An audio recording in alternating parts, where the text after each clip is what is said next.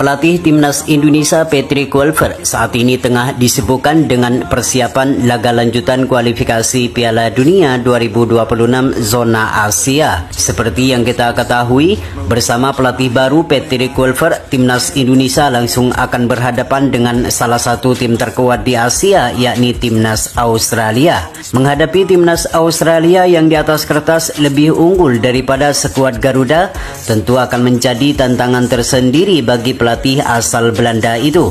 Selain harus bermain di kandang Australia, Timnas Indonesia juga harus kembali beradaptasi sekaligus penyesuaian diri dengan pelatih yang baru ini. Jika dilihat dari 5 pertemuan terakhir, Timnas Indonesia terbilang cukup kesulitan ketika bertemu dengan tim yang berjuluk The Socceroos itu. Tercatat dari 5 pertemuan terakhir, Timnas Indonesia hanya mencatatkan 3 kali kekalahan dan 2 kali meraih hasil imbang. Kemudian untuk segi ranking FIFA, Timnas Australia terlihat lebih unggul jauh daripada skuad Merah Putih. Terpantau Timnas Australia saat ini berada di peringkat ke-25 dunia, sedangkan Timnas Indonesia saat ini bertengger di 130 dunia. Meski demikian, Patrick Kluivert selaku pelatih baru Timnas Indonesia tetaplah optimis kalau Jaitses dan kawan-kawan mampu memberikan ancaman dan perlawanan yang sengit. Apalagi di laga nanti, skuad tim yang berjuluk The Socceroos itu kemungkinan tidak akan diperkuat beberapa pemain andalannya karena mengalami cedera. Tentu ini akan menjadi momen yang sangat berharga bagi pasukan Patrick Kluivert agar bisa meraih poin penuh dan meraih hasil yang positif.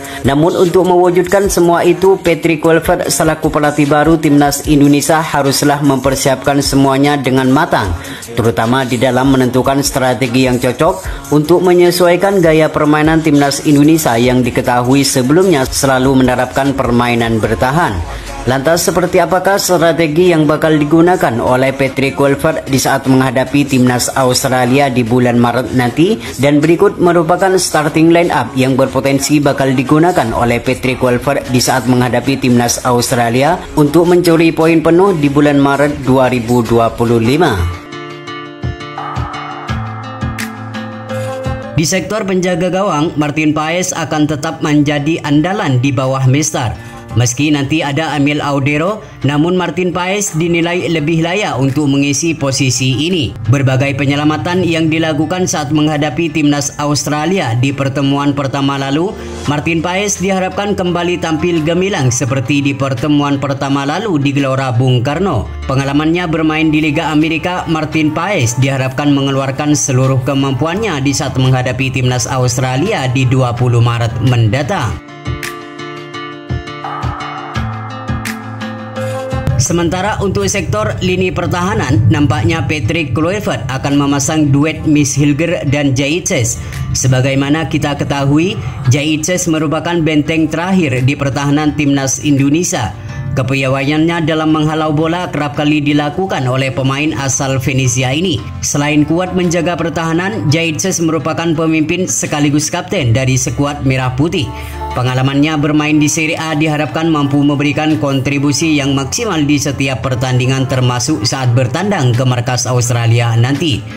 Sedangkan Mishilger akan menjadi tandem Jaitses untuk mengawal Martin Paes dari serangan Australia.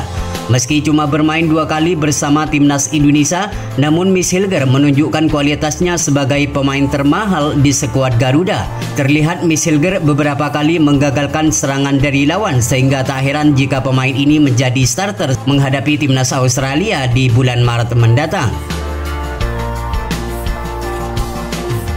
Sementara untuk sektor wingback kanan dan wingback kiri, nampaknya Patrick Kluivert akan memasang Kevin Dix dan Calvin Verdong.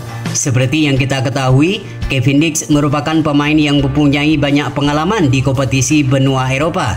Dengan mempunyai fisik yang kuat dan mempunyai kecepatan yang selalu menjadi andalannya, ia diharapkan mampu memberikan dampak yang positif bagi skuad Merah Putih untuk meraih kemenangan. Selain itu, kemampuan Kevin Dix juga sering diuji dengan menghadapi beberapa striker papan atas seperti Erling Haaland di Liga Champions. Sementara Calvin Verdong, tentu kita sudah mengetahui betapa apiknya sosok pemain yang satu ini. Sejak debut dengan Timnas Indonesia, pemain asal NEC Nijmegen ini belum pernah tergantikan di skuad Merah Putih. Selain solid dalam menjaga pertahanan, Calvin Verdong juga membantu penyerangan terhadap pertahanan lawan.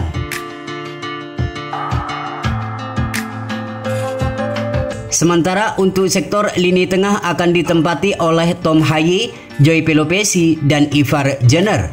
PSSI sudah mengumumkan pemain naturalisasi berikutnya, diantaranya adalah Joy Pelopessy.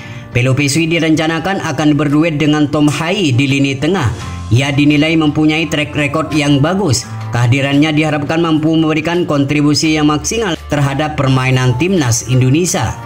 Sementara Tom Haye, kemampuan pemain ini tidak usah diragukan lagi. Selain ditugaskan untuk menjaga transisi aliran bola, Tom Haye juga mempunyai kualitas umpan yang sangat baik. Ia diharapkan mampu tampil maksimal untuk mengatur tempo permainan di lini tengah timnas Indonesia. Sedangkan Ivar Jenner akan lebih bermain ke depan untuk memberikan umpan manis kepada pemain depan. Ivar Jenner akan berjibaku dengan pemain lawan untuk merebut bola dan menciptakan peluang yang manis sehingga menciptakan gol dan meraih kemenangan. Sementara untuk sektor lini penyerangan, Patrick Kluivert akan memasang 3 nama. Di antaranya adalah Marcelino Ferdinand sebagai penyerang kanan, Rafael Struijk sebagai penyerang kiri, dan Ole Romini sebagai penyerang tengah. Marcelino Ferdinand kembali ke performa terbaiknya di saat menghadapi timnas Arab Saudi di beberapa waktu lalu.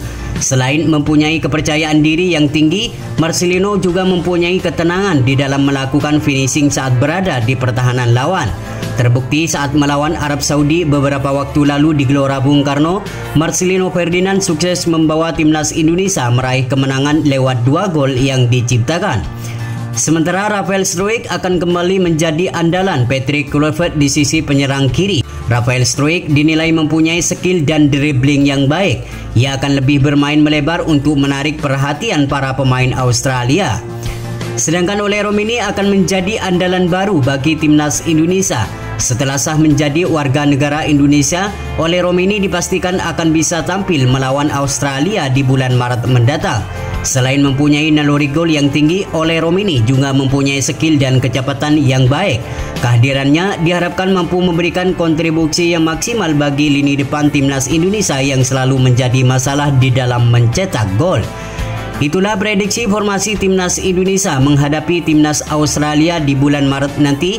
Semoga di laga nanti timnas Indonesia mampu memenangkan pertandingan agar mimpi bermain di Piala Dunia 2026 semakin terbuka lebar.